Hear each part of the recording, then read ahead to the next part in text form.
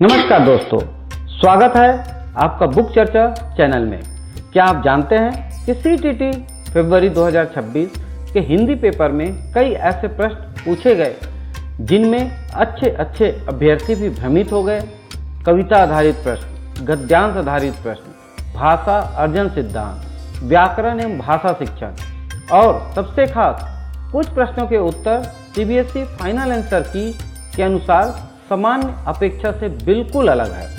अगर आपने सीटीटी फरवरी 2026 का पेपर दिया है या सीटीटी 2026 की तैयारी कर रहे हैं तो यह वीडियो आपके लिए बहुत ही महत्वपूर्ण होने वाला है, क्योंकि इस वीडियो में हम हिंदी भाषा के प्रश्न 91 से 120 तक को देखेंगे और साथ ही सीबीएसई फाइनल आंसर की के अनुसार सही उत्तर, प्रत्येक प्रश्न की सरल एवं विस्तृत व्याख्या, concept based approach, exam trick और उन गलतियों की चर्चा जो अधिकांश अभ्यर्थी परीक्षा में करते हैं। हमारा लक्ष्य केवल प्रश्न हल करना नहीं बल्कि कॉन्सेप्ट को इस प्रकार समझना है कि आगामी सीटीटी, यूपीटीटी, रीट, सीजीटीटी, एचटीटी और अन्य टीटी परीक्षाओं में भी आप पूरे आत्मविश्वास के साथ उत्तर दे सके। तो देर किस बात की, आइए शुरू करते हैं सीटीटी हिंदी फरवरी 2026 पेपर एनालिसिस क्वेश्चन 91 से 120 सीबीएसई फाइनल आंसर की। टारगेट 30 में 30 और हाँ, वीडियो को अंत तक जरूर देखिए क्योंकि क्वेश्चन नंबर 100, क्वेश्चन नंबर 104 और क्वेश्चन 120 जैसे प्रश्नों में सीबीएसई फाइनल आंसर की के महत्वपूर्ण तथ्य को भी हम विस्तार से समझेंगे। आज हम सीटी 2026 फरवरी महीने में जो आयोजित हुआ था उसके जो कक्षा 1 से 5 तक के पढ़ाने वाले शिक्षकों के लिए जो होता है उसमें हम भाग हिंदी को देखने जा रहे हैं, जिसमें प्रश्न क्रमांक 91 से 120 तक को आज हम इस वीडियो में कवर करने जा रहे हैं। तो चलिए देखते हैं उन प्रश्नों को। पहला जो प्रश्न है इसमें 91 से 120 तक का, इसमें विकल्प हिंदी है। सबसे पहले इसमें 91 से 99 मतलब यहाँ पर आपको 9 प्रश्न जो है इस गद्यांश के आधार पर दिया गया है। इस गद्यांश को आपको पढ़ना है। हम चलिए इस गद्यांश को पढ़ते हैं, उसके आधार पर हमको आगे के प्रश्नों को हल करना पड़ेगा। अभी कभी भी अगर आपको इस तरीके से गद्यांश दिया हो तो एक चीज़ हमेशा याद रखिए, उन गद्यांशों को आपको उतने ही ध्यान से पढ़ने हैं। साथ ही पढ़ते समय कुछ जो महत्वपूर्ण शब्द आएंगे उन शब्दों को रेखांकित करते हुए जाइए तो आपको आंसर अच्छे से मिलेंगे बहुत ही जल्दी, क्योंकि ये 9 प्रश्न इसमें दिए हुए हैं। तो चलिए प्रश्न इसमें गद्यांश को पढ़ते हैं कि गद्यांश में क्या बोल रहा है। विद्यालय के लिए एक प्रचलित शब्द है पाठशाला और दूसरी प्रचलित शब्द है विद्याशाला। दोनों शब्दों का स्थान लगभग सभी प्रदेशों में स्कूल ने ही ले लिया है। स्कूल की अवधारणा में यह निहित था कि स्कूल का एक अहाता होता है और उसकी एक कच्ची पक्की इमारत होती है। यह अलग बात है कि यह इमारत बालकों के निवास से बहुत दूर है कि करीब इसकी ओर ध्यान सरकारी व्यवस्था में कतई जरूरी नहीं समझा गया था। मौसम चाहे कैसा भी हो, बच्चे बस्ता लेकर दूर दूर तक पैदल चलते आज भी देखे जा सकते हैं। उनके कंधों पर लटके बस्ते खुद ही बोल जाते हैं कि वे स्कूल जा रहे हैं। स्कूल से कॉलेज हो गए और कॉलेजों से विश्वविद्यालय हो गए, दूसरी कई बड़ी बड़ी शिक्षा संस्थाएं हो गई। यह विश्वास दिन ब दिन हम सबके मन में जड़ होता गया है कि शिक्षण संस्थाएं अथवा पाठशालाएं ही विद्या पाने के स्थान है। ऐसी स्थिति में हम भूल गए हैं कि शिक्षण की सबसे बड़ी संस्था लोकशाला है। हम यह बुनियादी बात भूल गए हैं कि लोक शिक्षा का सबसे बड़ा साधन है। लोक में लोक के जीवानुभव में समाहित है और लोक मेधा एवं लोक मनीषा की सदियों पुरानी थाती भी समाहित है। लोक शिल्प और लोक के हाथ का हुनर या कौशल भी इसमें समाहित है। आज भी शायद ही ऐसी कोई शाला हो जो सुनार का काम सिखाती हो या मोची की तरह जूते बनाना सिखाती हो। इस पूरे गद्यांश को पढ़ने पे आपको एक चीज समझ आया होगा। इनके कहने का मतलब है कि पहले भी जो विद्यालय या पाठशाला का निर्माण किया गया था वो इसलिए किया गया था कि किसी भी व्यक्ति को समाज में रहने लायक बनाया जाए, कि उस समाज में रह सके और उस समाज से भी व्यक्ति हमेशा सीखता है और सबसे ज़्यादा वो जो सीखता है अपने वातावरण आसपास के लोगों से सीखता है, वहाँ से आचार विचार हुनर सारी चीज़ें सीखती है। तो आज के ज़माने में वो पिछड़ गई है, इस गद्यांश का ये है। अब उसके अनुसार में देखते हैं कि प्रश्न में क्या पूछ रहा है ये। चलिए पहला प्रश्न देखते हैं जो पूछे जा रहे हैं। अर्थ की दृष्टि से भिन्न शब्द चुनिए। यहाँ पर जो अर्थ दिया हुआ है उसमें से हमको एक भिन्न शब्द लिखना है, जो कौन सा है। लोकशाला, पाठशाला, विद्यालय, विद्याशाला और विद्यालय। पाठशाला, विद्यालय, विद्याशाला का अर्थ एक ही होता है। यहाँ पर अगर कोई अलग शब्द है तो वो आपका है लोकशाला। लोकशाला जो समाज से जुड़ा हुआ है, आसपास के वातावरण से जुड़ा हुआ है, इसलिए उसका उत्तर होगा लोकशाला। 91 का उत्तर लोकशाला हुआ है, क्योंकि गद्यांश में पाठशाला, विद्यालय, स्कूल समान अर्थ में प्रयुक्त है, जबकि लोकशाला का अर्थ भिन्न है।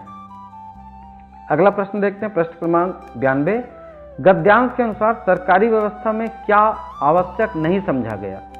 स्कूल की इमारत बनवाना, बच्चे का बोझ कम करना, घर और विद्यालय की दूरी पर ध्यान देना, स्कूल में अहाता बनवाना।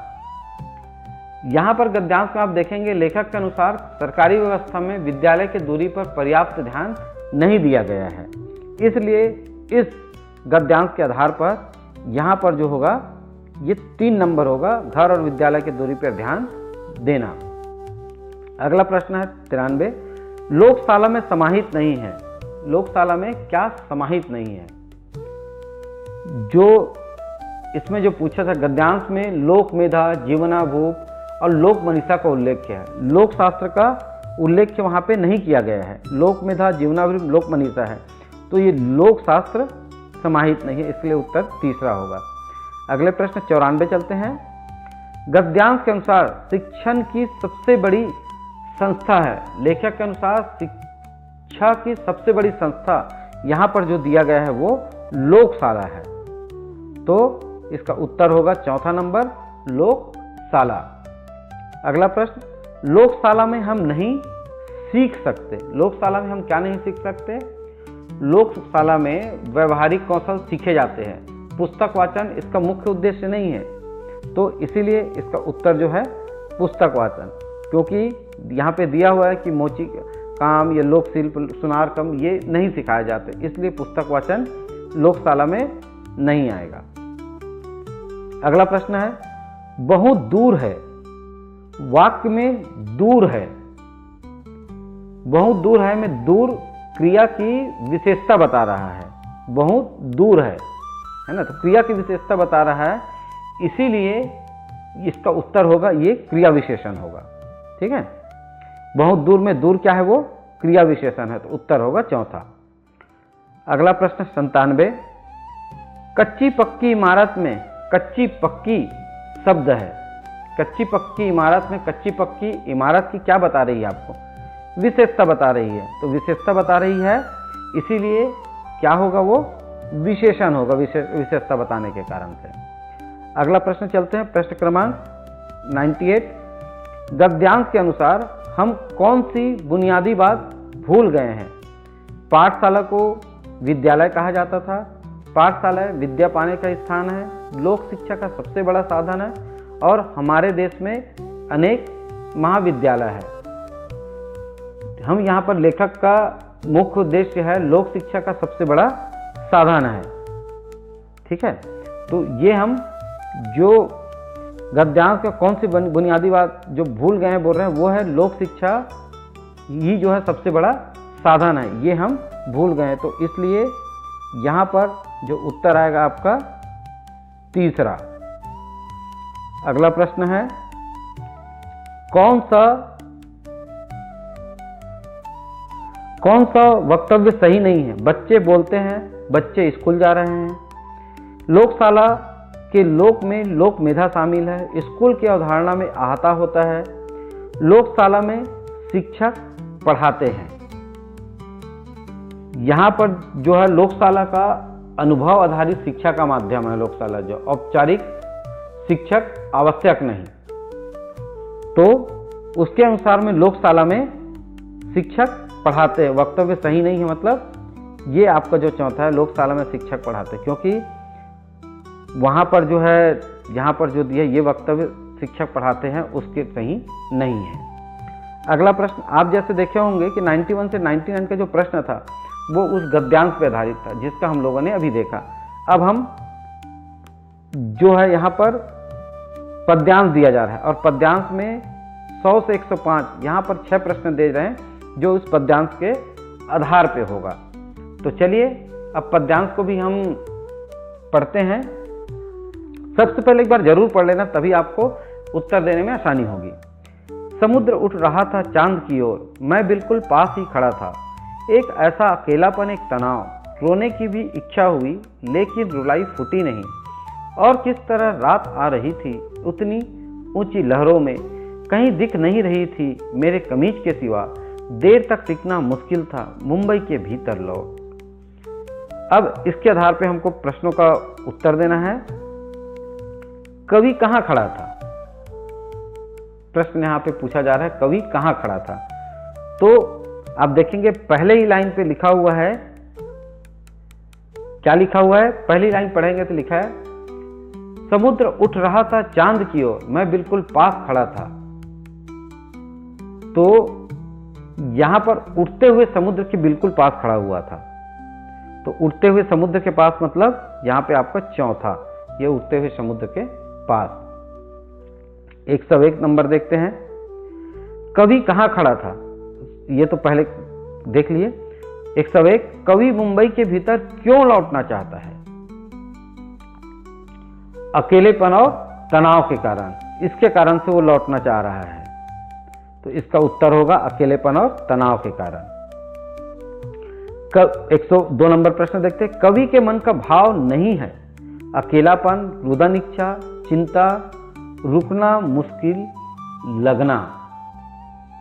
यहां पर आप देखेंगे कविता में अकेलापन, तनाव, रोने की इच्छा व्यक्त की है लेकिन चिंता का प्रत्यक्ष उल्लेख नहीं किया गया है, इसलिए इसका उत्तर होगा चिंता। 103 प्रश्न देखते हैं, देर तक वहां टिकना में देर तक खालिस्तान खालिस्तान है। आपको यहाँ पे वो बताना है कि क्या है ये। देर तक समय का बोध करा रहा है, इसलिए ये कालवाचक क्रिया विशेषण है।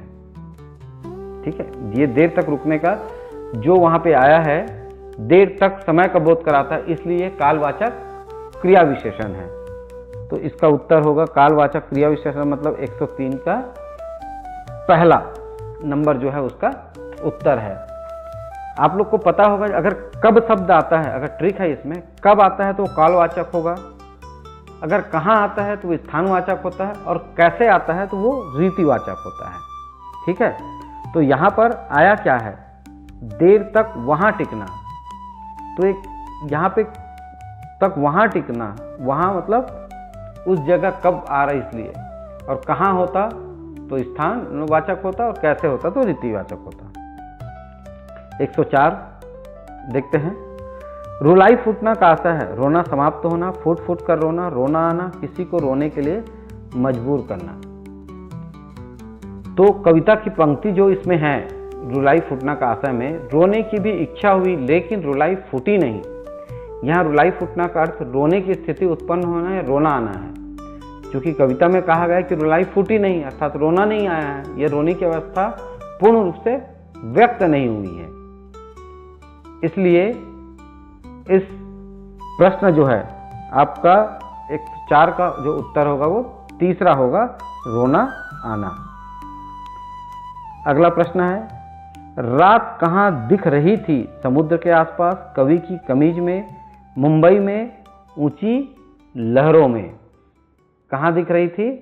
इसमें भी कविता की पंक्ति है, कहीं दिख नहीं रही थी मेरी कमीज के सिवाय, अर्थात रात कवि की कमीज में दिखाई दे रही थी।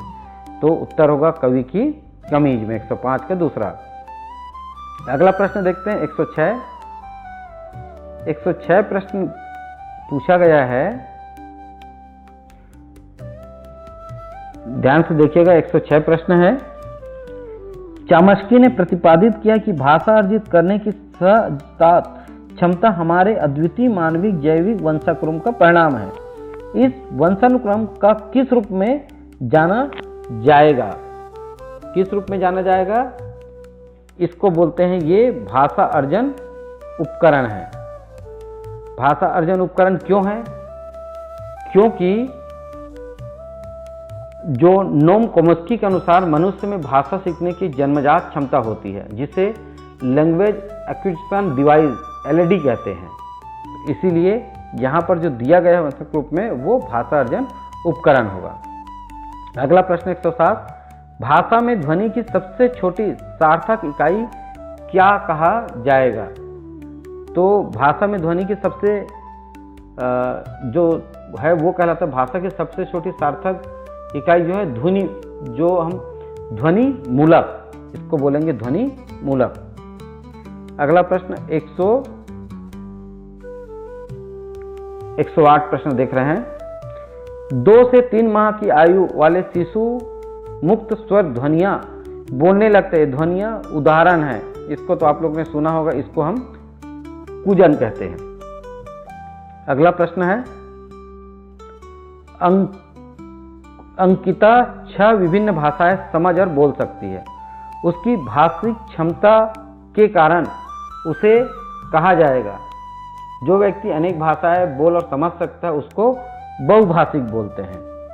ठीक है, तो ये कहलाएगा बहुभाषिक वक्ता। तो ये 103, 109 का तीसरा। 110, आप कोड मिश्रण, कोड अंतरण, बच्चों की भाषा और गुप्त भाषाओं के अध्ययन में रुचि रखते हैं। इन विषयों के अध्ययन के लिए आपको किस मुख्य विषय का अध्ययन करना होगा? सांस्कृतिक मनोविज्ञान, मानवशास्त्र, समाजशास्त्र या सामाजिक भाषिक? तो कोड मिक्सिंग, कोड स्विचिंग तथा बाल भाषा का अध्ययन जो किया जाता है वो समाज भाषा विज्ञान का विषय है। ये मतलब ये सामाजिक भाषिक है। तो 110 का 4 आएगा। अगला प्रश्न 111, निम्नलिखित में से कौन सा तुलनात्मक विश्लेषण का भाग नहीं है? वाक्यगत, अर्थगत, कोश विषयक, ध्वन्यात्मक? कौन सा नहीं है? तुलनात्मक विश्लेषण में ध्वनि, शब्द और वाक्य स्तर प्रमुख है। अर्थगत विश्लेषण इसका मुख्य भाग नहीं माना जाता है, तो इसीलिए इसका उत्तर होगा दूसरा, 111 का दूसरा अर्थगत।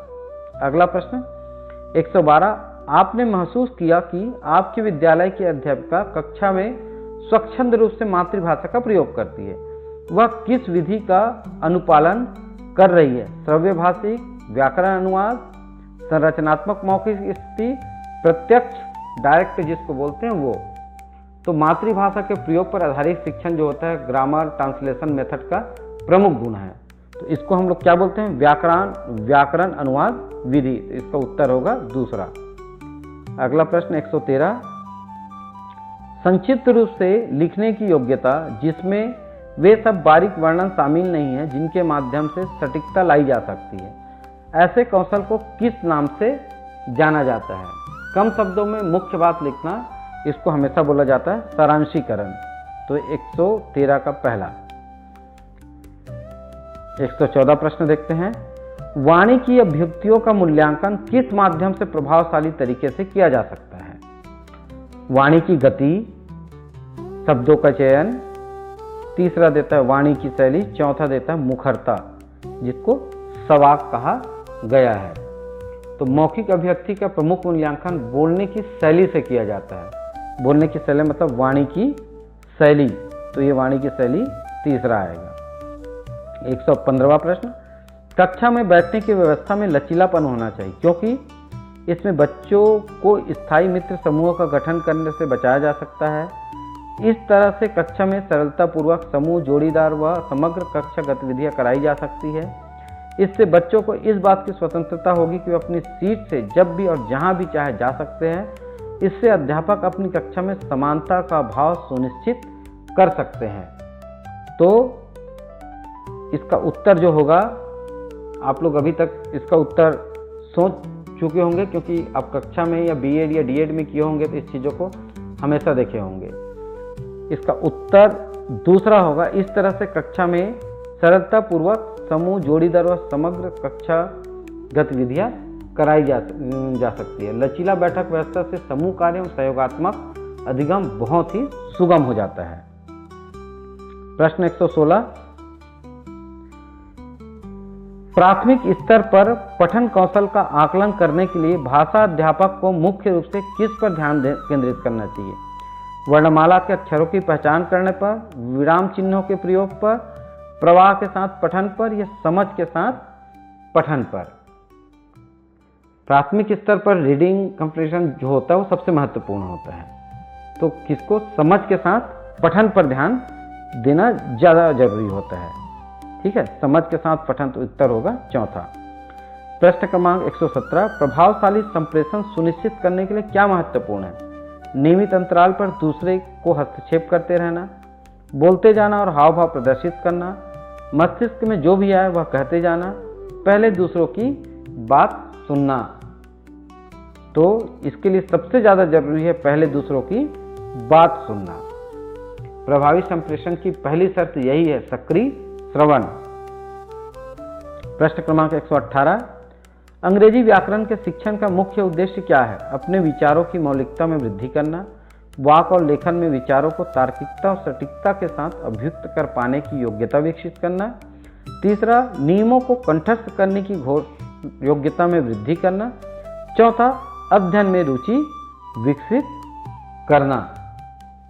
तो व्याकरण पर शिक्षण का उद्देश्य विचारों को तार्किक एवं शुद्ध रूप से व्यक्त करने की क्षमता विकसित करना होता है। तो उसके अनुसार अगर हम देखें तो जो दूसरा है, वाक और लेखन में विचारों को तार्किकता और सटीकता से अभिव्यक्त कर पाने की योग्यता विकसित करने सबसे ज्यादा उचित है, तो उत्तर होगा दूसरा। प्रश्न क्रमांक 119, प्राथमिक स्तर पर विद्यार्थियों में लेखन कौशल विकसित करने के लिए अध्यापक को अपने विद्यार्थियों को किन टॉपिकों पर लिखने के लिए प्रोत्साहित करना चाहिए? राष्ट्रीय थीम, धार्मिक मत, व्यक्तिगत जीवन, सामाजिक मुद्दे।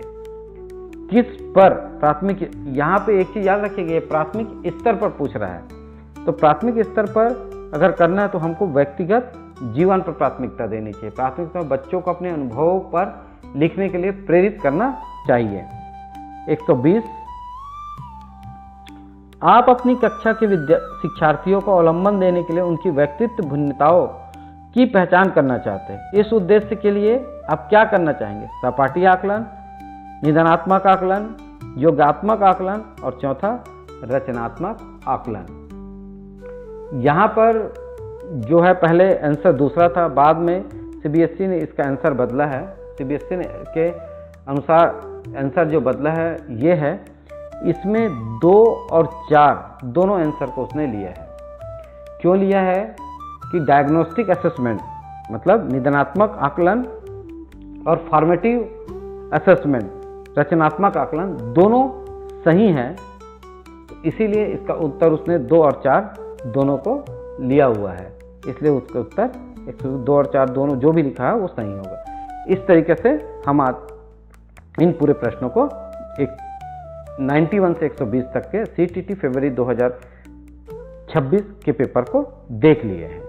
इस वीडियो में हम सीटीटी हिंदी फरवरी 2026 के प्रश्न क्रमांक 91 से 120 तक को देखें। अगर आपने यह वीडियो अंत तक देखा है तो आप सभी का बहुत बहुत धन्यवाद। आप मेहनत जारी रखें, नियमित अभ्यास करें, एनसीईआरटी को अपना मित्र बनाएं, सफलता जरूर मिलेगी। Like the video, share with friends, subscribe the channel, press the bell icon. Keep learning, keep growing, keep shining. आप सभी को आपकी आगामी परीक्षाओं के लिए हार्दिक शुभकामनाएं। All the best.